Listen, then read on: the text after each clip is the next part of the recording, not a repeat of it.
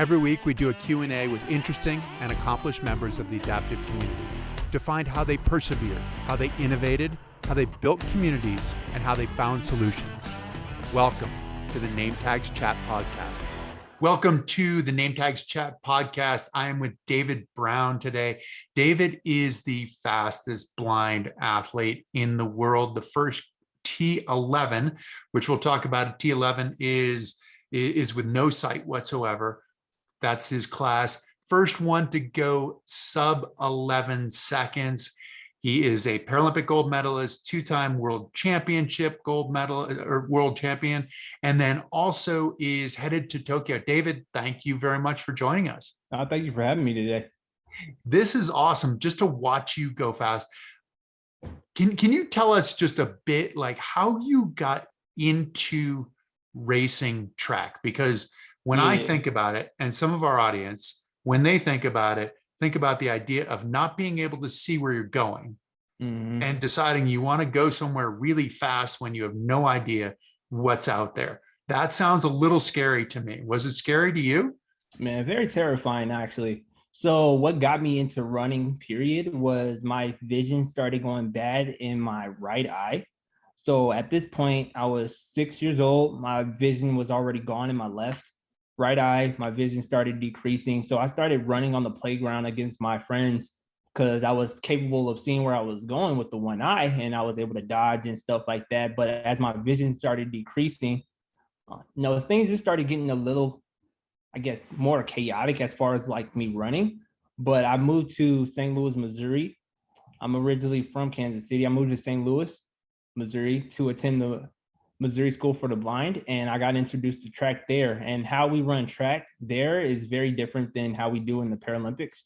We ran on these wires that looked like a clothesline, and they went in between these two poles that was like 100 meters apart from each other, and we only ran 60 meters. So I would run holding on to one of the wires, and pretty much that kept me from bumping into a lot of stuff, So with your left hand, you're holding onto this wire or like a clothesline kind of thing. And then with your right hand, with your right arm, you're pumping along.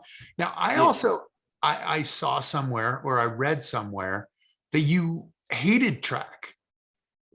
Is that true? I actually did. A lot of people was pushing me towards track, and honestly, my heart wasn't there.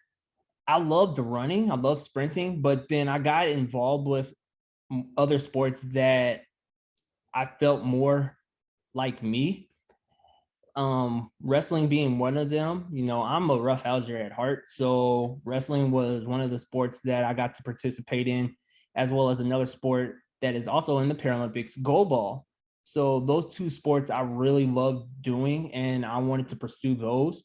And the more that somebody tried to push me towards the track aspect of things, the more I was just kind of like, you know what? No, I do not want to do track. Like, this is crap. And I couldn't really see myself going anywhere beyond the high school realm of, track and field, because I didn't know how to run or how it was ran, shall I say, outside of what we were doing at the School for the Blind. I'm like, if this is what I got to do, then I don't want to do this. I'd rather do wrestling. I'd rather do goalball because I feel like there's some growth there.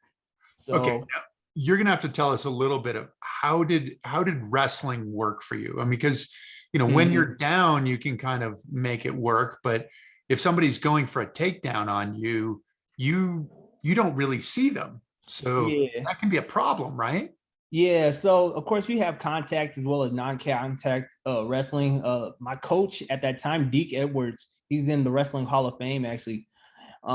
He's also totally blind. He used to wrestle with non-contact, and of course it's all about sensory, but with how we did it in the blind school and how we were able to do it within the district tournaments and the regional tournaments that I went to, we did contact. So that's one hand up, one hand down. Our fingers touch across the center of the mat, and then once the whistle blows, boom, there you go. You can start your takedown, you can lock up, whatever else, but there's the contact. It's constant contact the whole time. As soon as contact is broke, then okay, boom, the I guess action stops, and then of course we reset. So yeah.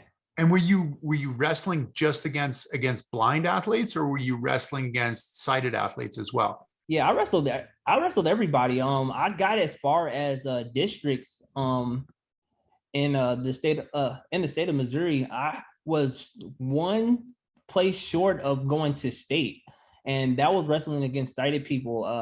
Been to Colorado, wrestling in Colorado as well. I was conference champion for 4 years in my schooling and stuff like that. And when I say conference champion, so different schools for the blind will come together and will have different tournaments. So Missouri School for the Blind, Kansas School for the Blind, Wisconsin School for the Blind, Illinois School for the Blind. So these kind of schools for the blind around this certain region, and we are called the North Central Association of Schools for the Blind, NCASB. I was conference champion for 4 years. My 5th year, I got silver. So yeah, I mean, I was pretty good, and I was planning on going to college, but the door opened up for me to be able to come to the Olympic Training Center, and here I am now. Which is interesting. Before we get there, I want you to describe what goal ball is, because a lot of people probably have no idea what goal ball is. Now that's a fun sport, like in itself. And if you ever, and I'll say this to anybody, if you ever have an opportunity to play it, go for it. And it's blindfolded first and foremost. So everybody is on the equal playing field, just kind of like us T11s. And I call it reverse dodgeball on the ground, because the object is you roll this ball that has bells in it. It's 3 pounds. The ball is 3 pounds. And you roll the ball that has bells in it to the opposite side of the court, and you're supposed to roll it to the back of the goal line. So there's this box that you're playing within, and I believe it's like, I don't really remember the measurements for it, but it's like a soccer goal. Does that sound right? And like the size of a soccer? So it looks like a soccer goal. And the box that you're playing within, it's on the ground, of course, so you're not literally in a box, but it's these lines that you're having to stay within. You have a overthrow line too, so think of it kind of like the foul line, and you can only roll the ball behind the foul line. If you roll it over the foul line, then boom. The object is to roll the ball to the back of that box, and you're supposed to throw your body in front of it and block it, so yeah, I was pretty good at that too. I played center for my team. We won 2 years in a row. And ever since I was playing center too, like we were in the top 3 of our conference as well. So it was kind of like a gradual progression throughout the years. And so yeah, my team that I played on at the School for the Blind, we made history actually. That was the first time that anybody at that school won conference back to back. So it was a great sport, and I wouldn't mind playing it again. Well, it's a Paralympic sport too, right? Yeah, it is. It is. They tend to go for people that are taller than me, I think. Cover more ground. I guess that's probably true. You're a bigger obstacle the taller you are. Yeah. Interesting. So now how did the track thing happen? You were saying that you got invited to go to the training center. So track really kind of blossomed where the other two didn't quite go in the same direction. Yeah. So pretty much there was a shifting for me in the year of 2008. I was invited to, or selected more so, to attend the Beijing Games live. So I had to write an essay, and I had to put in that essay what sport like meant to me at that period of time, how had it impacted my life. And honestly, sport has changed my life for the better. And so I wrote an essay pertaining to that topic, and my essay was selected. Out of hundreds of applicants, they were only taking 25, and I was one of the 25. So what did it mean to you? What did you say in your essay?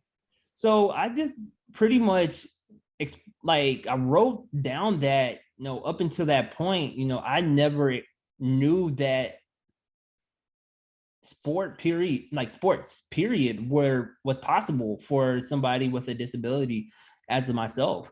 As I mentioned, sport, it changed my life. It helped me come out of some very dark places that I was in, no pun intended. But I was 13 years old and I was on the verge of suicide, and I was able to tap into sport in order to help, get myself through those dark times that I was in. I drove myself into wrestling, track and, goal ball. And I was applying a lot of the concepts like, hey, resistance is going to come from every which way. I'm not going to let this overtake me. And then I would just, push back against, whatever it is, so this person that's pushing me now, that's trying to pin me down, I'm not going to let them beat me, so I'll do things like that. And I was, switching my mind, around about life. And like I said, I was able to come through, a very dark time. And when I was 15 years old, when that came up, I was able to put that in that paper. And, they selected me to go and witness the Beijing Games. And being in the bird's nest, that's when my dream of becoming a Paralympic athlete in the sport of track took, flight, I guess you could say, because I was able to look down towards the track and realize that, these guys are as blind as I am, and they're running super fast. I can do that. I run super fast. I want to do that. I was able to see, one of our athletes, one of my training partners actually get gold there too. So that kind of I guess, motivated me to become a Paralympic athlete. In 2010, this is when the door opened up for me to be able to run on a relay team, pin relays. I was nothing but 16, 17 years old at that time. So they invited me to run anchor. So I went to pin relays, and after I ran there, Kathy Sellers was the one. Anchor being the anchor, that's like being the cleanup hitter. Like that's the I was the clutch right there, and here I am. I don't even really know how to run, and I had to run with a guide, and this was my first time kind of running with a guide, and oddly enough, my first guide in this scenario was Jerome Avery. So that was funny. Who ended up being your guide, who you also saw him win the gold with another athlete in 2008, right, in Beijing. Yep. So I saw him 2 years prior, and then all of a sudden here I am, I'm about to run with this dude. I'm like, oh wait, yeah, I heard it. I know, wait, oh snap. And I'm like, okay, well, I don't even know what in the heck I'm doing. And like I said, they got me running anchor, and then I had to run 100 meters, and my training wasn't on par, but that was good enough, honestly, to get me into the adult nationals at that time. So I got to go and try out to make the world championships team in 2011. Kathy Sellers at that time, who was our head director of, US Paralympics, she just saw the potential that was in me, and she kept inviting me to different development camps throughout the years. Eventually, I made the team to go to Guadalajara, Mexico. And once I graduated from high school, April of 2012, she invited me to come and live and train full time at the Olympic Training Center. And the rest is history from there. What was it like in high school? So this is all starting to happen. You go to Beijing, you write the essay, you go to Beijing, and then you start getting invited to camps. You're running with Jerome. What's your position like in your high school, in your school? Do you feel like, hey, I'm moving on. This is what I'm doing, or was there any jealousy? Was there were people psyched for you? How did it work? I feel like there was a little bit of all those things you just said. There was some jealousy, there was some excitement, but that happens with life, period. There are a lot of things happen like that, but me, I just stayed focused in school. I was an A student, and I was just like, what, I'm going to do what I want to do, and this is what I want to do. So I'm just going to continue to move forward. I feel like this is a opportunity for me to be able to make the London Games, because that's where I wanted to make. So of course I was going to utilize whatever resource that I could. And, I didn't really worry about the naysayers, and I just took the ones who were motivating me in the sense of celebrating at the same time. I just used that as fuel, and I would just kept on going. What's the so when you started doing that, you actually got classified for the first time, right? As a T11. What did that mean to you when you got classified? What was the significance? So at first I got classified as a T12. Okay. So when I got classified as a T11, that was actually scary for me, because that's, put the stamp on, and not only classified as a T11, I was confirmed T11. And you're So gonna have to describe the difference between T12 and T11, please. yeah, so T11, pretty much, the T stands for track. 11 is the indication of blindness. The first number in the 11, so the first one, that indicates the classification. So if you see 1, 2, 3, 4, 5, that will signify the class. So if you see a 5, that's like a wheelchair athlete. 4, arm amp, or whatever. 3 is a cerebral palsy. So things along that line. 11, the ones are usually for the blindies, as I call us. And then the second number indicates the severity of the disability. So you have 1, 2, 3. So T11, 12, and 13. The lower the number, the severe the disability. So I'm on the lowest end there is. That means we run with no sight. We run with blinders over our eyes. And then of course, the higher the number, the more you go up, then the more sight you have. So 12, they have an option to run with a guide or run without a guide. And the 13s, they're pretty much considered legally blind. And, they're as close to a regular Olympian as, you can get. Me personally, I was a T12 at first. So I had a little bit of sight, and I was knocking on the door of T11. And, I have light perception now. I can see some shapes, shadows, and colors and stuff. And, my vision was wavering in and out. And I was able to see pretty good walking, but then when I ran, things got very blurry for me. So classification is where we actually get classified on what class we are in, 12, 13, or 11. Me, I was a 12, then I got classed down to an 11 and confirmed at that. Me, that was very scary, because now here I was able to run without blinders on. I was able to utilize the little sight that I had, because I was even long jumping at the time, and I was using the little sight that I had to help me get down the runway. And so, of course, now I have to run with blinders on, and I have to do all this stuff completely blind. It was terrifying to me. And it wasn't that, a lot of people say, it's a trust factor. It wasn't that I didn't trust the people that, were helping me. I didn't trust myself. So that was a very scary thing, going into the class. Yeah, that's for sure. I would imagine, because and there's got to be a part of it, the stigma part of it in some ways too, where they tell you, no, you are blind, you're not visually impaired, you're blind. Yeah. That had to be hard too, didn't it?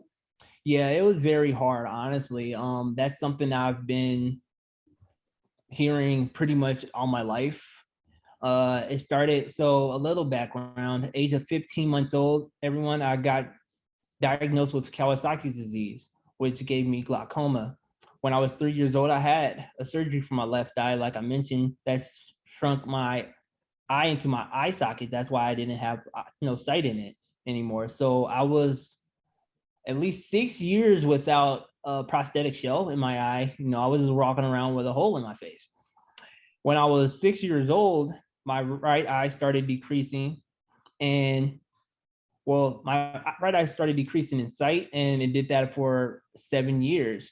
And it stabilized when I was 13 years old with light perception, shapes, shadows, and colors. And that's pretty much where I am now. It probably gotten a little worse and this is why I am in the classification of T11 now. Back then I can probably say it wasn't as bad as it is now, but hey, such is life. Because maybe I don't use it as much anymore. That's probably why it got worse. But from the age of like 6 all the way up until I was about 17, 18 years old when I got classified and confirmed. Actually, no, I was 21. Yeah, so pretty much up to the age of 21, I was being told you're blind, you're blind, you're blind, you're blind, you're going blind, and that's a very terrible, no, a very terrifying thing to hear. I mean, just place yourself in that position for yourself. If somebody were to tell you, hey, you're losing your sight, That would be scary. It's not a walk in the park, No, it's one of the scariest things that I think a lot of people, I mean, it's kind of like, what are your greatest fears? And I think for a lot of people, losing their sight is a fear just of like, well, how can I even get out of my bedroom? How can I, go out on the street? How can I do whatever? How can I leave anything without being able to see what's going on? So yeah, it's terrifying, but it sounded like it was also empowering on some level too, right? Yeah, very much so. So of course it took for me to lose my sight in order for me to gain, insight into another realm of what you can't see unless you actually close your eyes and you tune into it. I've gotten that quite a bit of times too, people, saying things along the lines of like, hey, I can't see myself being like that, or I don't know how you can do it, or I even feel sorry for you. I actually look at them and I'm like, you know what? I actually feel sorry for you. And then of course they look at me crazy and they're like, what do you mean? And I'm like, well, you can't see what I see. And that's the thing, it is very empowering because of course when, a lot of people ask, you lose one sight, does that mean all your other sights are, senses are enhanced? No, it's just I rely on my other senses. And by being able to do that, that means I'm able to utilize my imagination a lot more. I'm able to smell, tap into that a lot more. I'm able to listen a lot more deeply. I'm able to, sense things that's around me. And excuse me, I'm sorry. I'm able to sense things around me as far as like proprioceptors and awareness and stuff like that. I'm able to feel myself, moving through the air. I feel like it makes me a better athlete at the same time because I'm able to actually feel my body moving through space and time and know where I need to plant my feet at what time, even if it isn't the right way. But a lot of those things is being able to adapt and then less way of injuries and stuff like that. So there's a lot of different benefits that can come with being blind too at the same time. Which most people don't even begin to consider, right? That Yeah. you've had the experience and you've had to adapt in a way that other people really don't have to confront. And so they haven't been able to see just how powerful they might be, where for you have a pretty decent idea of how powerful you are. Did you at this time, did you fall in love with track, or did you still hate track, or when did that ever happen? Did you ever fall in love with it? That's a good question. But yeah, I actually did. I did fall. I don't know if I fell in love with track as much as I fell in love with the journey. I fell in love with the grind. Me, I'm an athlete inside and out, and I love being able to learn different athletics. And like when it came to wrestling, I loved training. I loved, the competition, of course, but I loved the training, just the grind behind it. Goal ball, same thing. I love the grind behind it. Track is no different. I did fall in love with track, but I love the grind that is behind it. I love being able to put the work in and pushing myself to, different limits and breaking those limits and those different barriers, so that came like around honestly 2012 when I did get invited to live here. When I moved here, I got access to so many different resources, and I was like, you know what, I'm not going to sit on these resources that I have available. I'm going to take advantage of this. And, to this day, I don't know if my coach actually knows that I was doing some of these things, but, I made the team to go to London, 6 weeks after I moved to the training center. And this is me coming from ground zero, but one thing that helped me get there was, of course, throwing myself into my workouts. And then I was doing my own kind of workouts on top of that. I was going to the treadmill and doing interval workouts. I was doing different bike workouts and stuff like that. I was like I mentioned, grinding, and I love doing that. I love just pushing the limits. And of course, not saying I'm not doing that on the track, but it's like, okay, my coach, he has his workouts he wants me to do, a design kind of thing, but then I love being able to piece together my own things and just putting in some extra stuff, and then I can push my own limits and be like, okay, I'm going to go 80% here, I'm going to go just 60% here, and then piecing things together like that. So then, are you more in control of who you are as an athlete and what you need, knowing what your body needs? Or does your coach have to put a governor on you and go, David, you're not allowed to do all those extra workouts. We've got a plan here. How does this balance work? Yeah. So at first, that second one was the case. He did put a limit on what I could or couldn't do. He was like, no, you're not allowed to do the extra stuff. You're not allowed to do this, that, and the third because you're getting hurt. But the thing with me was, of course, I was a baby athlete in the sense I didn't understand fully recovery. I didn't understand nutrition. There was a lot of things I wasn't able to get a good grasp on, honestly, until last year during quarantine. But these periods of time, I was like, you know what? I was just going and I was just doing stuff and I was just throwing things together. And I guess you could say I was overdoing it and under recovering. And so that would affect my training on the track for the next day. So my coach was like, no, you can't do these extra things. But the more that I gained knowledge about myself as an individual, as an athlete and stuff like that, what I need to do to recover in order to help myself be able to go from point A to point B, fully, I started putting extra stuff back in there again. And he didn't know that because, of course, I was able to recover and be able to put a good quality workout in the next day. So still to this day, I do extra stuff, after my workouts and stuff, because I'm able to grasp a little bit more of who I am as an individual athlete and what I need in order to be able to recover fully now too. And I feel parts of that helped, like I said, last year. And then me being a massage therapist and a holistic health practitioner, that really helped as well. So understanding that recovery aspect of things, that's something that a lot of athletes don't have grasp on. And that was one of them. What happened? So your coach, Joaquin Cruz, right? Who is who is an 800-meter gold medalist for Brazil, is in the Brazilian Hall of Fame.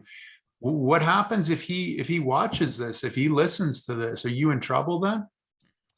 He just says, don't hurt yourself at this point. Okay. I mean, he knows that. And I even told him last year during quarantine time, when we started picking back up workouts and stuff, I was letting him know the extra stuff that I was doing. And these extra things is nothing too crazy. It's more just like along the lines of more cardio based.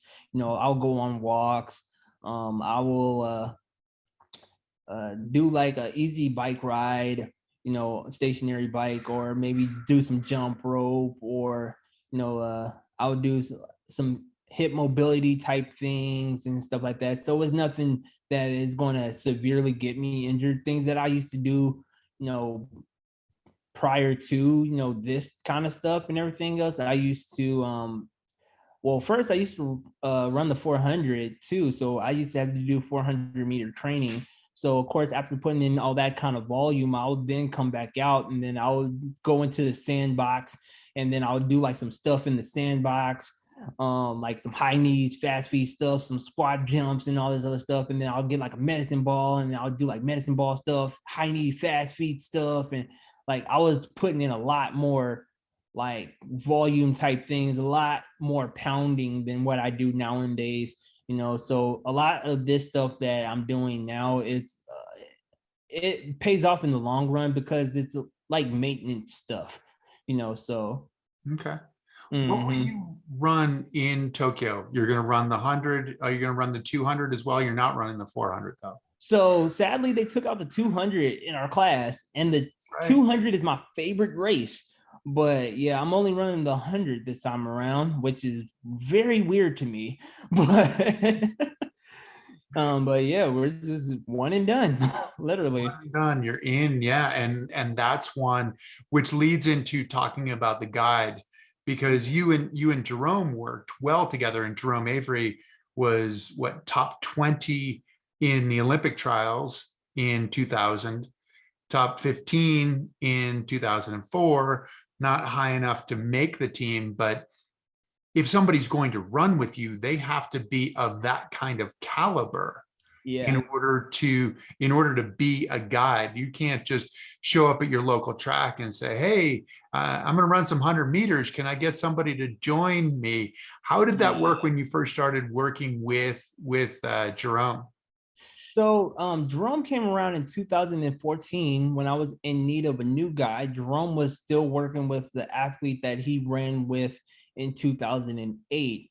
I was in search of a new guy because the guy that I was with at that time didn't really have the availability to be able to train and navigate a lot of things as far as like life goes. So Jerome was asking my coach, like, hey, do you guys need some help? Maybe I can run some reps with them. So my coach was like, yeah, you know what? Let's run some reps together and let's see how this goes. So me and Jerome, we tethered up, and he was like, I want you guys to do a workout together. So we did a block workout, and he was like, you guys look good. Okay, I want you to run the first competition together, at least the first two, and we're going to see how this pairs up. So the first competition we ran together, that went great. I ran a personal best. And then the next competition, I ran, slightly faster and another personal best, of course. And my coach was like, you know what? Y'all gonna run together for the rest of the season, and let's see where this goes. This can be a great partnership. And the rest was history from there. Of course, we ran together in Doha, Qatar in 2015. We got gold at World Championships, and then of course in Rio. And we've been running together up until this year, where we sadly had to part ways. Exactly. So can we back up just a little bit? So Of course. we're talking about you tethered up. So what is the tether? What is there a strategy for the tether in terms of like which fingers you put it around or that kind of thing? Now, I feel like if I tell you that, I'm giving information that my competitors. I don't want to do that. I don't want to help them. No, I'm just joking. But as far as the tether goes, before there was a tether that you can make yourself. Everybody had their different ways of tethering to their guide runners. Some of the foreign athletes, they were literally wrapping their hands together, and so they were running pretty much wrapping their arms around one another, and ran like that. My tether, your arms around each other, so it was like yeah. your right arm over his shoulder, his left arm over your left shoulder, kind of thing, like that. So it was so think of it like a three-legged race, so you're standing right next to each other, you're running right next to each other, and then their left arm, right hand, they go right next to each other, like back of their hands are right next to each other, and then they would wrap like almost like a string or maybe like some cloth around their hands, and now their hands are stuck together like that. So the back of their hands are stuck together, and they would run like that. So their hands are the three-legged race kind of thing where yeah. Okay. Yeah. So of course it's no different for how I guess me and my guys run now. The difference is, instead of our hands being wrapped together, I had a shoestring that I tied in a certain way to where you could put 2 fingers in on each side, and it was no more than like 3 inches long. Personally, I put my middle finger and my ring finger into the tether, and that's how we ran pretty much. And like I said, it was just nothing but loops on the end of a shoestring. Nowadays, they have a default tether that every athlete must use, and this is manufactured in a factory. So it's like a ribbon, and there's rubber on the end of it, and it's non-stretchy rubber, of course, and because you can't stretch it long. It's 30 centimeters long, and it's one big loop on each side. Like you could stick your whole hand in it if your hand is small enough. And how you put your fingers in that, it's all based off of how you want to. Me personally, I kind of like fold it over on itself to where then there's like 2 loops, and then I put my 2 fingers through that. I wish I had it. I could have put it on camera, and just showed everybody. But so much of it is creating this connection, right? This connection between you and your guide. I mean, you talked about the 3-legged race, and to watch you guys. I mean, you ran 10.92, Yeah, and you each took the exact same step. So it was like your foot hits the ground, his foot hits the ground at the same time. Your foot lifts, his foot lifts at the same time, mm-hmm. and to be in that kind of unison, how do you achieve that kind of unison? I'd imagine it was really hard when you first started. Yeah. So Jerome, at that period of time, he was guiding for a very long time. Me personally, I did not know how to run, so he had to adapt. Well, the guide must adapt to the runner first and foremost. So no matter how the runner is running, the guide must adapt. Now, the guide's job is, of course, to keep the runner inside of their lanes. But if the runner is like running with short strides and stuff like that, the guide has to adapt to that, and hit the ground at the same time as the runner is, as well as keeping their arms in sync. So everything has to be synchronized. The runner has to be able to run freely. And So keep your speed going at the same time. yeah, and keep your speed going at the same time. So pretty much it takes a lot of training with the tether. So of course we warm up with the tether in the sense of our warm up laps. So we'll run around the track together with the tether, and then of course the workout we do with the tether as well. The more that you're able to use the tether and get those stride patterns down, the better. So that's pretty much how the key to getting so in sync is. The more that you do it, I wouldn't say the easier it gets, but it's just the more in sync everything gets, because of course you're able to feel it a lot better. Feel working in unison with the guide.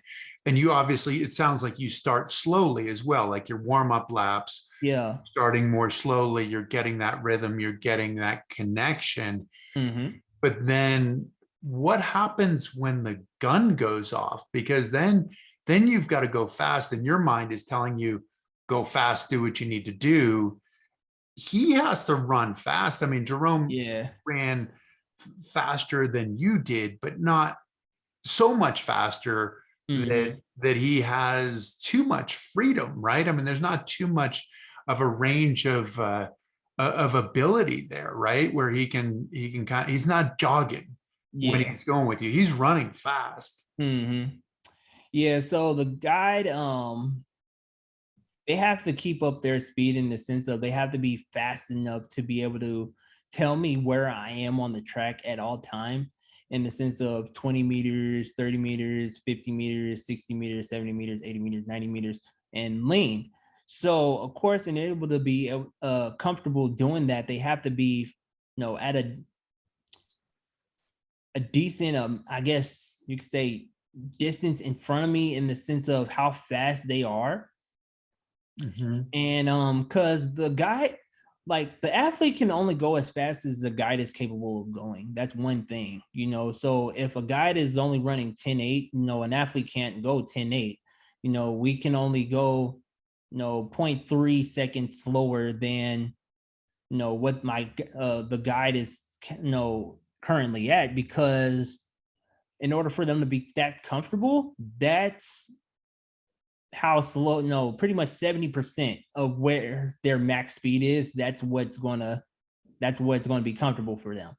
So the guide is going to have to be, you know, fast. So from the gun, you know, for them to be able to make that adaptations as soon as I get out, you know, and for them to be at 70%, they're going to have to be, you know, far ahead in the sense of how far, you know, fast they're going, and they'll have to pick it up, because of course, if I'm out in front of them, you know, they can't slow me down. Right. You know, the guide cannot hinder the athlete. If they're hindering the athlete, then, you know, there's some changes that needs to be made.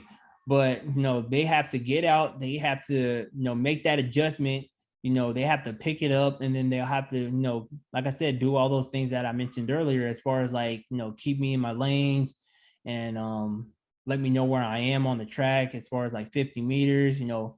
Sometimes they let me know if there's somebody on the inside of me, like, okay, yo, there's somebody right there, Dave, like pick it up, you know, different things of those things, you know, like of that sort. How because there's a message essentially, right, where it's drive, drive, drive, and then accelerate, maintain 25, and then lean, right? So is this how the conversation is going as you're as in your 100 meters, or does it change 100 by 100 based on how things work out in the race? Yeah, I would say it's based off of how things work out in the race, and it's also based off of the guide as well. You know, Drum is very vocal, and from the start of the gun all the way to the end of the race. You heard Rome. You know, the guy that I am with now, he's not as vocal, but he tells me those necessary things in order for me to know where I am on the track. You know, he'll let me know, drive, drive, drive. All right, accelerate. There you go. You know, 60 meters, 25 lean, you know. So he's not really saying as much, but, you know, at this point in my career, you know, a lot of noise is not necessary, in the sense of just like, you know, let me know, hey, get your knees up, you know, get your arms up, move like this, there's somebody right there, you know. I just need to know where I am. I just need to know the necessities right now, you know. What does a great race feel like? I mean, you've broken the world record, you've broken 11 Yeah. seconds. What does a great race feel like for you? And is it different, being able to work with a guide, or having to work with a guide? There are two of you instead of one of you. Yeah. So a great race for me, it feels like I'm not even running fast, honestly. When I broke the world record in 2014, going 1092, I didn't even feel like I was going that fast. I knew I wanted to break it. I knew I was, you know, determined to get it, because the race when I went 1092 and it was legal. The week prior to that, I went 1096 actually, and it was an illegal wind. And so it was like, okay, I already went, you know, under 11 seconds, but it didn't stick. So I was like super mad about it. And so I came out with determination. And when I crossed the finish line, I thought I didn't break it, because I thought I was running very slowly. And that's one thing that happens when you have a great execution of a race. You know, you don't feel like you're really moving that quick. It does get a lot more trickier when you're dealing with two people, because of course now you're not just having to worry about yourself, you're having to worry about your guide. Like, okay, like I mentioned, if your guide doesn't react as fast as you do, then what? Or if your guide doesn't synchronize with you on one step, now what? Me personally, as far as if I start bumping into my guide, now what? If I go to the right and he has to pull me in, now what? So it does get a little more trickier when you're dealing with two people. And if you're both spot on, it's just super smooth and silky. It feels great. Well, that's it. And like at trials, you guys had a little bit of a bump right out of the Mm-hmm. start, which is going to cost you tenths of a second, really, right? In Yeah. 100 meters, everything has to go perfectly in order to happen Mm-hmm. the way that you want it to. Some of it's that rhythm, right? And so with Jerome, and we'll talk about more in a second here, Of course. but with Jerome, you guys, so part of it was music, right? You guys brought some music to this that helped you with getting in the rhythm of running fast. I wouldn't say it was necessarily like helping us get into the rhythm of running fast, but it helped us get on a certain tempo on the same pace.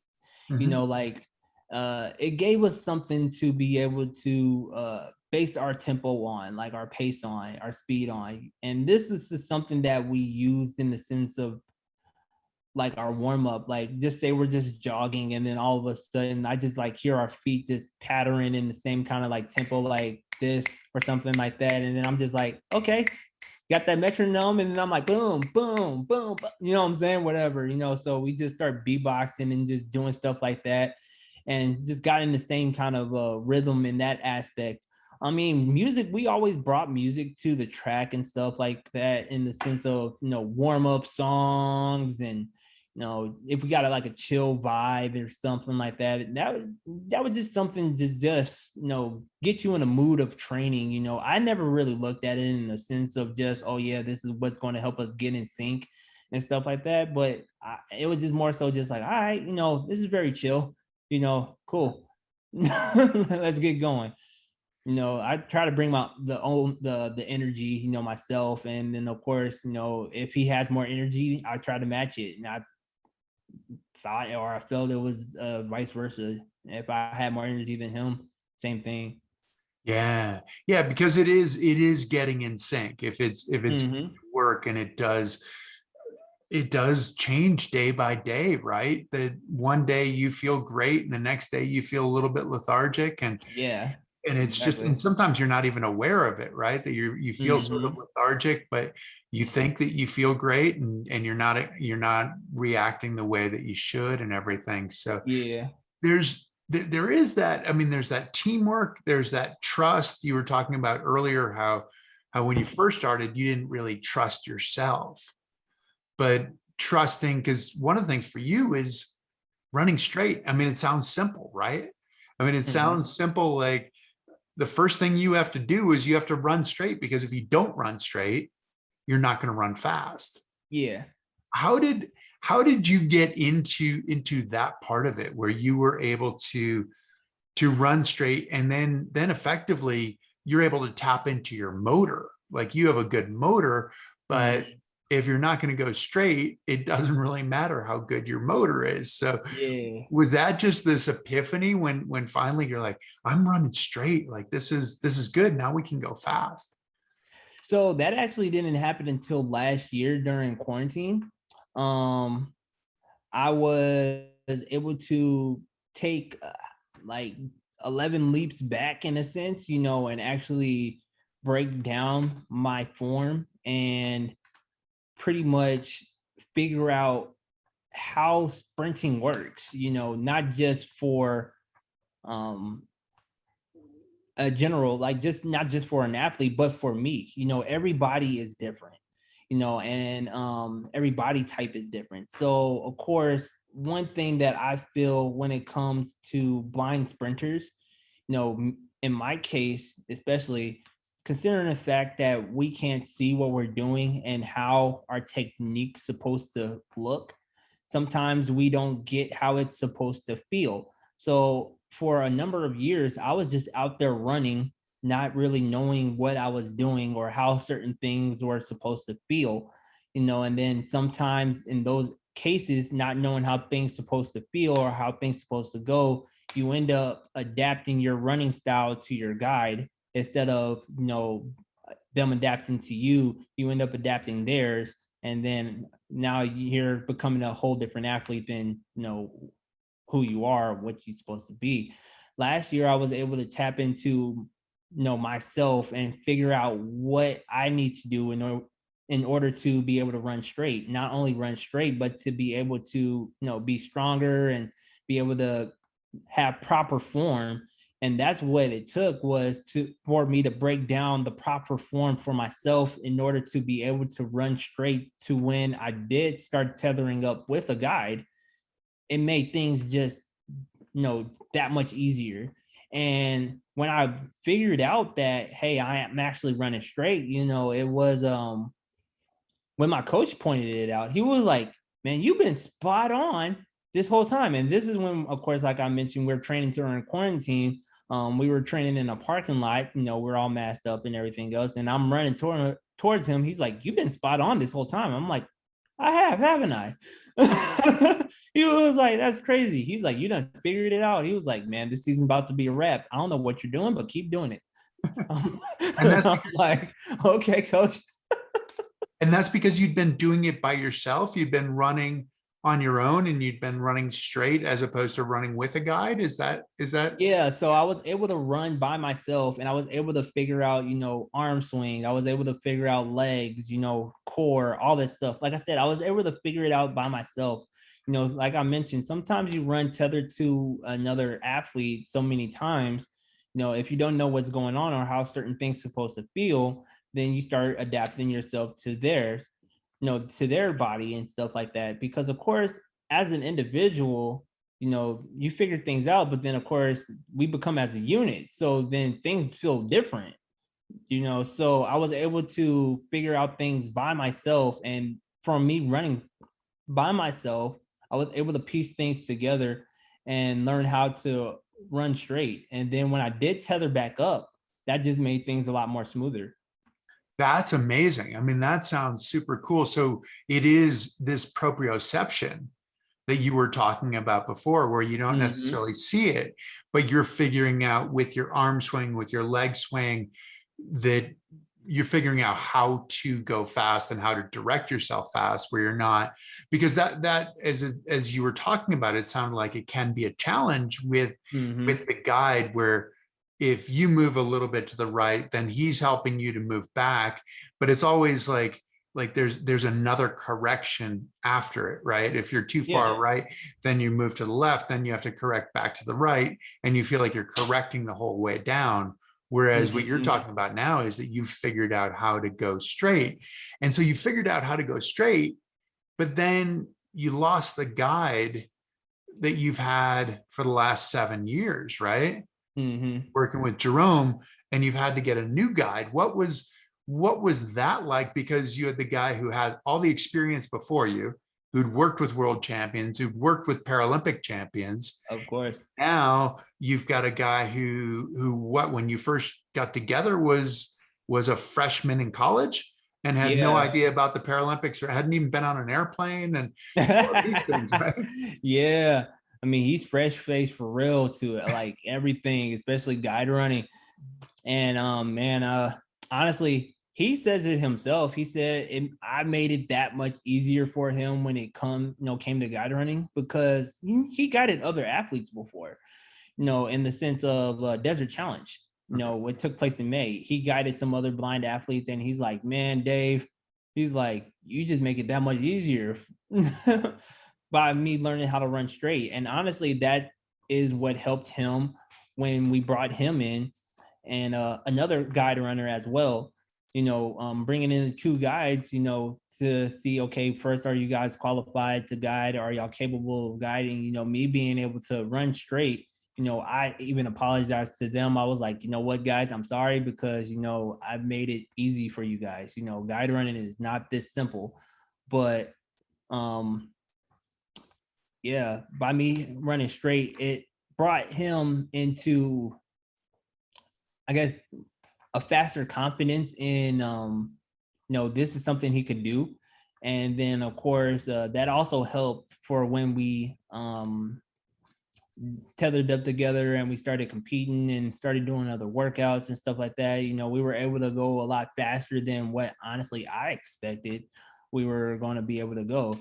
So having that all that base of me being able to go straight already and having the technique and form down, it just made things easier for when he came, when he came in, as well as the other guys. I was able to tell them, hey, this is what I need you to do. This is what I want you to do. This is what you need to try doing this, try doing that. And then them making that adaptation, that really helped, with the process as well. That's an interesting dynamic, right? Because it's easy to think that the guide is the one who is providing the instruction or the direction. Mm-hmm. But what you're saying, and that probably was the case for you when you first started, because you didn't really know anything. Yeah. But I'd imagine the dynamic, and tell me if I'm wrong on this, I'd imagine that dynamic works better now that you know what you need, what you're looking for, and have the ability to communicate that to a guide to say, hey, you need to be my eyes. This is the way it's going to work. This is what I need. This is what we're going to do.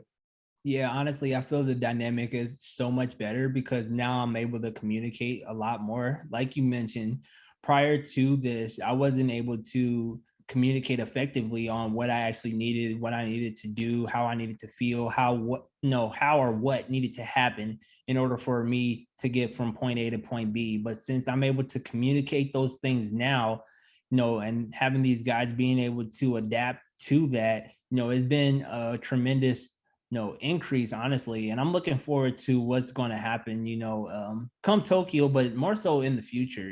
This is going to be a pretty explosive kind of like moving forward with a lot of things. A lot of potential.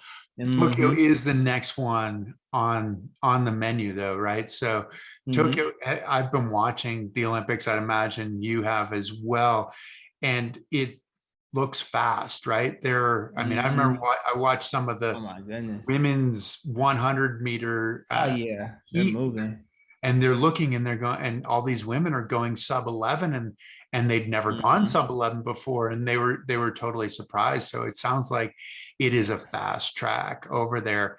Do you have any expectations? Do you have any more intel than I do that I'm watching on television as far as the track is concerned? And how's that going to suit you?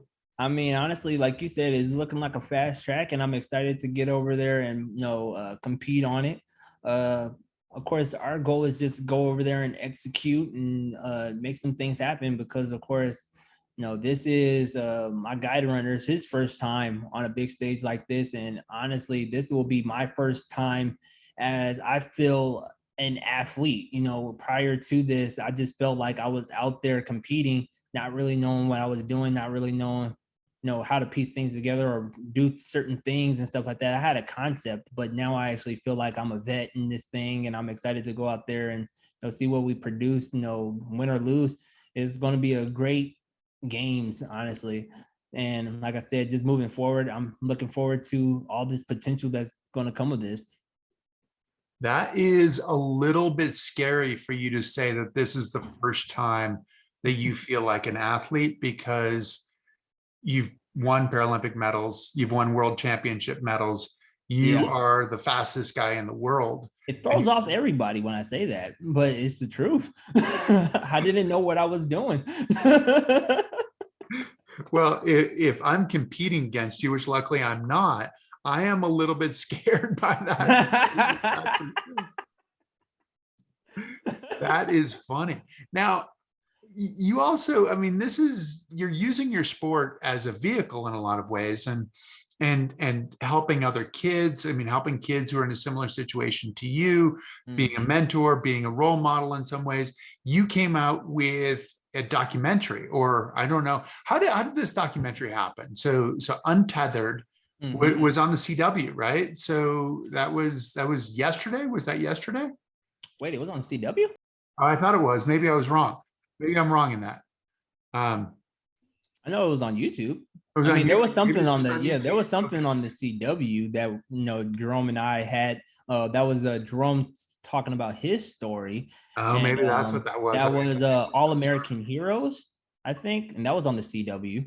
Okay. Yeah, the documentary that came out actually. But I just want to say, first and foremost, like you said, inspiring kids, motivating kids and stuff like that, people that's in my disability, that has my same disability and stuff. That's what it's all about. It's all about the future athletes. And this is one reason why I do it too at the same time, is like, trailblazing for the ones who are coming after me. I had a lot of kids, they're like, I want to be like you. I'm like, nah, be better than me, like run faster than 1092, run faster than the times that I'm going to put up in the future, like, come on now, like, be better. That's what it's all about. But this Untethered documentary, this came about, I guess it's been 2 years in the making. Honestly, this was supposed to be a surprise for me.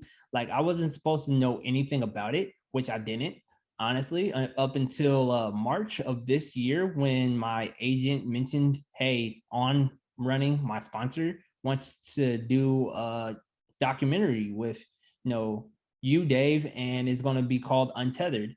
And so, of course, pretty much is a documentary just running through, my life and the streets of New York. And it's just a lot of flashbacks. They had my coach in there, my coaches from high school, my school, videos of me playing different sports, my mom, what I'm saying, my fiance. So there's like different things that they were just showing, and just showing a transition in life up until like, okay, now, I guess sadly Jerome and I were no longer running together, and now there's a transition here. I'm untethered from Jerome, and now I'm tethering up to some new things, in the sense of like a new guide. I have a new fiance, a new life, a new way of life. So that was like the concept behind all this.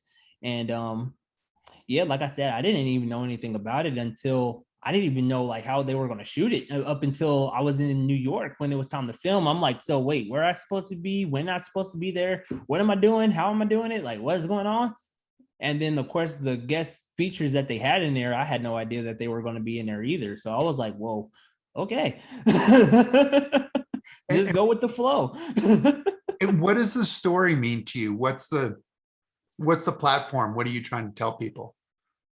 Honestly, what I'm trying to tell people is it doesn't, like, don't be afraid of the unknown or what's going to come, and don't be afraid to let go of those things that you may have been holding on to for a long time. Everything has a time and a season. Jerome and I, we've had a very great run, no pun intended. And I still consider him my brother, and it's like, man, even though we're not running together on the track, of course, going further, sorry, going forward in life, of course, we still gonna, I hope, be in contact with one another, hang out with one another, and of course, continue to push towards, your goals, whatever your goals may be, and don't be afraid to, like I said, just, continue to move forward with everything. Yeah. Does that make it easier, this idea of not being afraid of the unknown? Does that make it easier to approach a Tokyo? Because you've trained hard, right? Yeah. And you want to have your best performance, Of course, on the biggest stage. But sometimes wanting to have your best performance on the biggest stage makes it that much harder to have your best performance on the biggest stage. And sometimes this may not happen, like anything can happen. Not being afraid of the unknown, it doesn't make it any easier, because of course it just it's still scary because you don't know what's there. My biggest thing is just having, and this is just for me personally, I am, my slogan is running for his glory. I have a firm trust in God, and trusting in God for whatever the outcome may be, good or bad, that's where my foundation lies. And I'm just going to put my best foot forward, and come what may, that what makes it, a lot easier for me to be able to take that step forward, because knowing, hey, no matter the outcome, is all for the glory of God. So that's going into Tokyo, same thing. I'm just going to go out there. I'm going to compete, do everything that I can. I pray I win gold, because of course I'm training hard out here. And if I don't, it's okay. This isn't the end all for me. I'm planning on doing another 2 games. So we're going to continue to go forward, and we're going to continue to, put our best foot forward, you know. And like I said, don't be afraid of the unknown. Which is awesome. Well, David, thank you. I mean, we will look forward to seeing you in Tokyo 2021, and then we'll look forward to Paris in 2024 and LA in Yeah. US in 2028. Yeah. That's when we plan on heading out. Well, perfect. Well, best of luck to you there. Thank you so much for joining us and for sharing your story and sharing your speed with us when Thank we you. get to see you on, during the Paralympics. Thank you so much for having me. Yeah, no, it's been a total pleasure. Thank you to all of you for joining us. We really appreciate it. As usual, the greatest gift that you can give us, the highest compliment, is to tell your friends, to tune in, to check out people like David. We'll continue to have great guests. This will be a podcast. You will be able to see it on YouTube. You can listen to it on Spotify and Apple Podcasts. And if you can follow us, if you can like us, that continues to help us move forward and tell this story. So, David, again, thanks a ton. We'll see you Thank you. soon.